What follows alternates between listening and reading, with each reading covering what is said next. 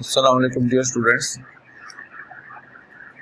आज के लेक्चर में हम ह्यूमंस में थर्मो रेगुलेशन के बारे में देखेंगे। तो ह्यूमंस मैमल से बिलोंग करते हैं और इनमें थर्मो रेगुलेशन का प्रोसेस और उसी तरह होता है जिस तरह मैमल्स में होता है। ह्यूमंस में जो बॉडी का टेम्परेचर है वो 37 डिग्री सेल्सियस पे मेंटेन रखा जाता है। ठीक है। एक आला होता है थर्मोस्टेट। ये मशीनरी वगैरह में अक्सर आपने सुना होगा, टेम्परेचर को कंट्रोल करने के लिए एक आला लगा होता है जिसको थर्मोस्टेट कहा जाता है। थर्मोस्टेट का काम ये है कि ये किसी सिस्टम में, किसी मशीनरी के अंदर टेम्परेचर को एक खास लेवल पे बरकरार रखता है। तो हमारी जो बॉडी है ह्यूमंस की, उसमें भी थर्मो रेगुलेशन के लिए बाकायदा एक थर्मोस्टेट मौजूद है, एक आला मौजूद है जो हमारी बॉडी के टेम्परेचर को 37 डिग्री सेल्सियस पे मेंटेन रखता है। उस आले का क्या नाम है? उस आले को कहते हैं हाइपोथैलेमस। ठीक है। तो ह्यूमन में जो थर्मो रेगुलेशन है, it is by A brain part. Brain का एक पार्ट है जिसे कहते हैं कॉल्ड हाइपोथैलेमस। ठीक है, ये ब्रेन का एक पार्ट है। तो हाइपोथैलेमस ये क्या करता है? ये थर्मोस्टेट का काम करता है, एक्ट्स एज थर्मोस्टेट। ठीक है, ये थर्मोस्टेट का काम करता है। ये हमारी बॉडी में टेम्परेचर को 37 डिग्री सेल्सियस पे मेंटेन रखता है। Maintains temperature at 37 degree Celsius. तो अब हाइपोथैलेमस ये कैसे कर पाता है, यानी किस तरह वो टेम्परेचर को मेंटेन रखता है? तो हमारी बॉडी में कुछ खास किस्म के सेल्स मौजूद हैं, इनको रिसेप्टर्स कहा जाता है। वो टेम्परेचर की तब्दीलियों को महसूस करते हैं। ठीक है, हमारी बॉडी में रिसेप्टर मौजूद हैं, वो एक्सटर्नल एनवायरनमेंट में जो टेम्परेचर की तब्दीलियां आ रही हैं उनको महसूस करते हैं और सिग्नल भेजते हैं हाइपोथैलेमस की तरफ। तो अगर एक्सटर्नल एनवायरनमेंट में टेम्परेचर बढ़ रहा हो तो हाइपोथैलेमस क्या करता है? बॉडी में कूलिंग मैकेनिज्म को एक्टिवेट कर देता है। कूलिंग मैकेनिज्म वो मैकेनिज्म जो बॉडी में कूलिंग प्रोड्यूस करता है। और अगर एक्सटर्नल एनवायरनमेंट में टेम्परेचर कम हो रहा हो तो रिसेप्टर्स हाइपोथैलेमस को सिग्नल भेजते हैं। उसके नतीजे में हाइपोथैलेमस बॉडी में हीटिंग जो मैकेनिज्म है, हीटिंग सिस्टम है, उसको एक्टिवेट कर देता है, जिसके नतीजे में बॉडी में हीट प्रोड्यूस होती है और बॉडी का टेम्परेचर मेंटेन रहता है 37 डिग्री सेल्सियस पे। तो इसको जरा डिटेल में देखते हैं। इन लो टेम्परेचर, यानी जब टेम्परेचर डिक्रीज होने लगता है, एक्सटर्नल एनवायरनमेंट में टेम्परेचर डिक्रीज होगा तो फिर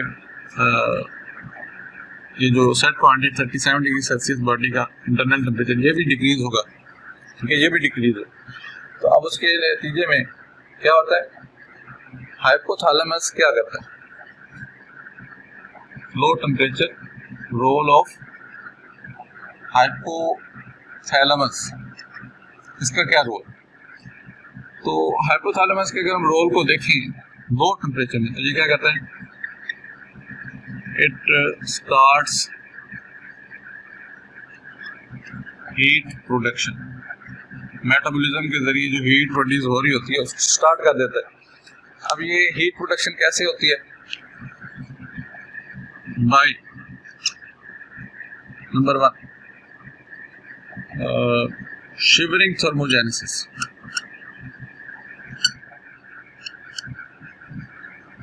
शिवरिंग थर्मोजेनेसिस स्टार्ट हो जाती है। शिवरिंग थर्मोजेनेसिस क्या है? ये अभी हमने जो लास्ट लेक्चर देखा था उस मैमल थर्मो रेगुलेशन वाला, उसमें हमने देखा था शिवरिंग थर्मोजेनेसिस क्या होती है। पूरे मसल्स बॉडी के मूवमेंट करने लग जाते हैं, तो उसके नतीजे में बॉडी में हीट प्रोड्यूस होती है। तो इस तरह बॉडी में हीट का बनना, इस को हम कहते हैं शिवरिंग थर्मोजेनेसिस। और दूसरा तरीका नॉन शिवरिंग थर्मोजेनेसिस ये भी स्टार्ट हो जाती है, यानी हार्मोन्स के जरिए बॉडी में अगर हीट प्रोड्यूस होगी तो उसको नॉन शिवरिंग थर्मोजेनेसिस कहते हैं। तो हाइपोथैलेमस नॉन शिवरिंग थर्मोजेनेसिस को भी एक्टिवेट कर देता है, स्टार्ट कर देता है। ठीक है, उसके साथ साथ हीट प्रोडक्शन भी शुरू हो गई और उसके साथ साथ heat conservation mechanism is activated. Conservation कहते हैं महफूज करना, बचाना। तो बॉडी में जो हीट बन रही है उसको कंजर्व करने का मैकेनिज्म भी साथ स्टार्ट हो जाता है। ठीक है, तो हीट को फिर कंजर्व कैसे किया जाता है, ये कैसे किया जाता है? Blood flow towards skin is reduced. Skin की जानब ब्लड का जो फ्लो है वो कम हो जाता है। तो इस तरह लो टेम्परेचर में हाइपोथैलेमस अपना रोल प्ले करता है, थर्मोस्टेट वाला, और इस रोल के नतीजे में टेम्परेचर दोबारा बहाल होकर 37 पे चला जाता है। ठीक है, पहले टेम्परेचर 37 से कम होना शुरू हो गया था, अब हाइपोथैलेमस के इस रोल की वजह से टेम्परेचर दोबारा 37 पे चला जाता है। जब बॉडी का टेम्परेचर ज्यादा होने लगता है, ठीक है, तो फिर क्या होता है? इन हाई टेम्परेचर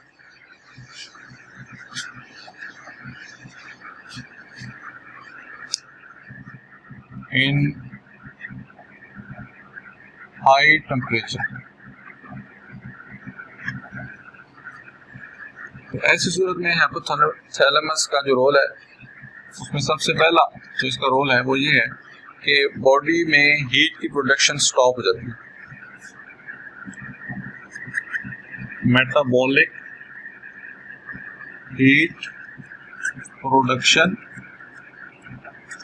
इज स्टॉप, उसको रोक दिया जाता है। ठीक है, और इवेपोरेटिव कूलिंग का मैकेनिज्म जो है by sweat glands is started. ठीक है, स्वेट ग्लैंड के जरिए जो इवेपोरेटिव कूलिंग का अमल है वो शुरू हो जाता है। हमारी बॉडी में स्वेट ग्लैंड मौजूद है, वो एक्टिवेट हो जाते हैं, कूलिंग मैकेनिज्म स्टार्ट हो जाता है, और स्किन की जानब ब्लड का फ्लो जो है वो बढ़ जाता है।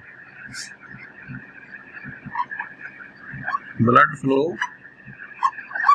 Towards skin is increased. इस तरह अपने इस रोल की वजह से हाइपोथैलेमस हाई टेम्परेचर में भी टेम्परेचर को 37 डिग्री सेल्सियस पे बरकरार रखता है। तो यही वजह है कि चाहे टेम्परेचर बॉडी का लो हो रहा हो, ज़्यादा हो रहा हो, हाइपोथैलेमस बॉडी के टेम्परेचर को मेंटेन रखता है, और इसी वजह से हाइपोथैलेमस को बॉडी का थर्मोस्टेट कहा जाता है। तो ये तो था ह्यूमन में थर्मो रेगुलेशन कैसे होती है। अब इसके साथ एंड में, इस चैप्टर के एंड में एक छोटा सा एक टॉपिक है फीवर, टेम्परेचर इन फीवर। यानी जब इंसान बीमार हो जाता है तो उस वक्त भी आप नोट किया होगा बॉडी का टेम्परेचर बढ़ना शुरू हो जाता है। तो ऐसा क्यों होता है? ठीक है, नॉर्मली 37 डिग्री सेल्सियस टेम्परेचर है, लेकिन जब इंसान बीमार हो जाता है तो उस वक्त इंसान का बॉडी का टेम्परेचर बढ़ना शुरू हो जाता है। ऐसा क्यों होता है उसको बताइए।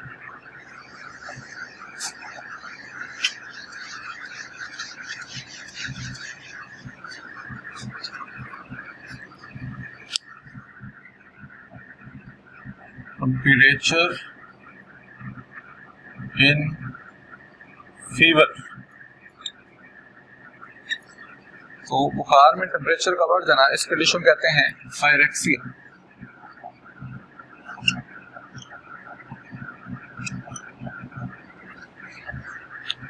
अब पायरेक्सिया क्यों हो जाता है, यानी बुखार में टेम्परेचर क्यों बढ़ जाता है? सबसे पहले तो बात ये देखने वाली है कि बुखार होता क्यों। बुखार एक्चुअली पैथोजेंस के अटैक की वजह से होता है। तो बॉडी में बीमारियां पैदा करने वाले माइक्रो ऑर्गेनिज्म जिनको पैथोजन कहा जाता है वो इंटर हो जाते हैं, तो बॉडी में रिएक्शन के तौर पर टेम्परेचर बढ़ना शुरू हो जाता है। ठीक है, अब पैथोजन में बैक्टीरिया हो सकते हैं, वायरसेस हो सकते हैं। तो जब पैथोजन हमारी बॉडी में इंटर हो जाते हैं, खासतौर पर ब्लड में चले जाते हैं, तो ब्लड में वाइट ब्लड सेल मौजूद होते हैं। वाइट ब्लड सेल्स को ल्यूकोसाइट्स भी कहा जाता है। ठीक है, ब्लड के अंदर वाइट ब्लड सेल्स होते हैं जिनको ल्यूकोसाइट्स भी कहा जाता है। वाइट ब्लड सेल्स का रोल ये है कि ये हमें बीमारियों से बचाते हैं, हमें पैथोजेंस के अटैक से बचाते हैं। ये पैथोजेंस को किल करने की सलाहियत रखते हैं। ये मुख्तलिफ तरीकों से पैथोजेंस को ख़त्म करने की कोशिश करते हैं। तो जैसे ही पैथोजेंस ब्लड में इंटर होते हैं, वाइट ब्लड सेल्स उनको किल करने के लिए मैदान में आते हैं। अब दोनों में लड़ाई शुरू हो जाती है। वाइट ब्लड सेल्स अपने केमिकल रिलीज करते हैं पैथोजेंस को किल करने के लिए, और पैथोजेंस वाइट ब्लड सेल को किल करने के लिए अपने केमिकल्स रिलीज करते हैं। तो अब दोनों साइड से ये जो केमिकल्स आ रहे हैं, ये दोनों ब्लड के अंदर आ रहे हैं। तो इन केमिकल्स को कहा जाता है पायरोजेंस। पायरोजेंस क्या है? ये एक्चुअली केमिकल्स हैं। तो ये केमिकल कहाँ से आ रहे हैं? वाइट ब्लड सेल्स भी इनको प्रोड्यूस कर रहे हैं, और जो पैथोजेंस हैं वो भी ये प्रोड्यूस कर रहे हैं। तो ब्लड में जैसे ही पायरोजेंस का लेवल बढ़ता है, हाइपोथैलेमस के अंदर जो टेम्परेचर का सेट पॉइंट कुदरत ने बनाया हुआ 37 डिग्री सेल्सियस, वो चेंज हो जाता है और टेम्परेचर 37 से बढ़ना शुरू हो जाता है। ठीक है, जितना पायरोजेंस का लेवल बढ़ता जाएगा टेम्परेचर उतना बढ़ता जाएगा। सेट पॉइंट 37 डिग्री सेल्सियस से ऊपर जाता जाएगा, 38, 39।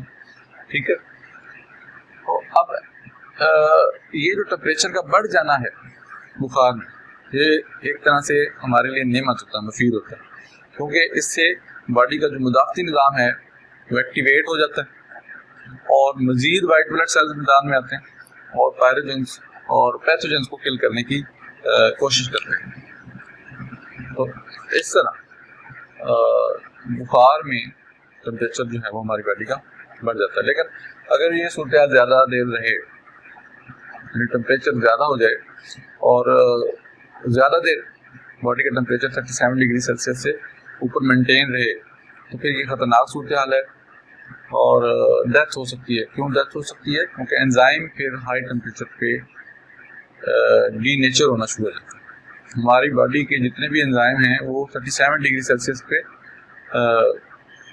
अच्छी तरह काम करते हैं, क्योंकि ऑप्टिमम टेम्परेचर 37 डिग्री सेल्सियस है। तो जैसे टेम्परेचर 37 से ऊपर जाना शुरू होता है, एंजाइम डीनेचर होने के चांसेस बढ़ना शुरू हो जाते हैं और 39 डिग्री सेल्सियस पे वहाँ पर एंजाइम डैमेज होना शुरू हो जाते हैं और उसके ऊपर अगर चला जाए तो फिर डेथ के चांसेस बहुत ज़्यादा बढ़ जाते हैं। तो इस तरह पायरेक्सिया क्या है ये हमने देखा। ये क्वेश्चन अक्सर एग्जाम में आया हुआ है, व्हाट इज़ पायरेक्सिया। छोटा सा और टॉपिक है, सिंपल सा, उम्मीद है आपको समझ आई होगी।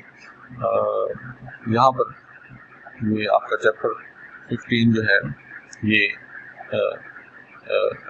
एंड हो गया।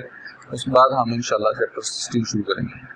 ठीक है, तो यहाँ पर आपसे एक गुजारिश भी है कि ये चैप्टर 15 में ओवरऑल मैंने देखा है कि आप लोगों ने सब्सक्राइब नहीं किया, तो चैनल जो है ये आपकी गाइडेंस के लिए बनाया गया है, तो आप इसको सब्सक्राइब करें। उसका आपको भी फ़ायदा होगा और हमें भी फ़ायदा होगा।